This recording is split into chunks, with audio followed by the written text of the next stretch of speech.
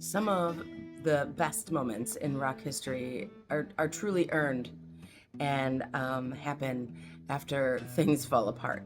And in an industry where they like to tell women when your time has passed, when you've reached a certain age, that your career is over. These next two artists who I cherish did not get that memo. They did not heed that warning. And I'm talking about Bonnie Raitt and Tina Turner. So let's start with Bonnie.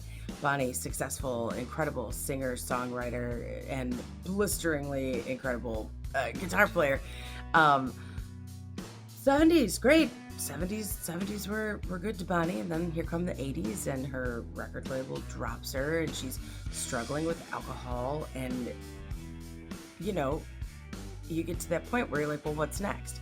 Because it's not the new shiny beginning, and it's not the big finish either. It's that ambiguous middle, and that's where a lot of people stop, because it's a very scary place to be, and so she took control of her life, and she got sober, and at 40 years old released the album Nick of Time, which, of course, an incredible album.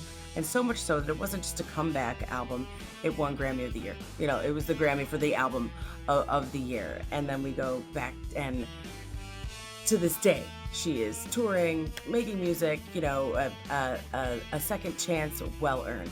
And then now we go to Tina Turner, who's a completely different mountain. She was already successful, and she was already famous. And once she left her abusive marriage to Ike Turner, all she wanted was her name. She said, you keep your money. She had nothing. She was like, I will rebuild.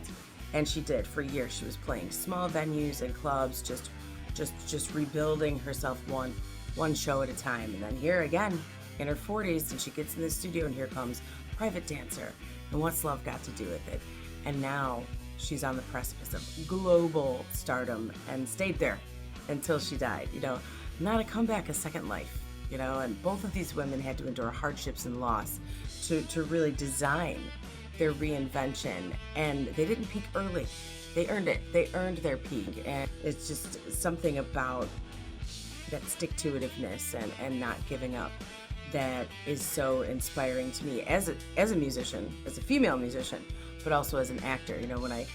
We're here in Santa Barbara right now. I'm stepping back into my Tony-nominated role of Janis Joplin in A Night with Janis Joplin at the New Fit Theater in Santa Barbara, California.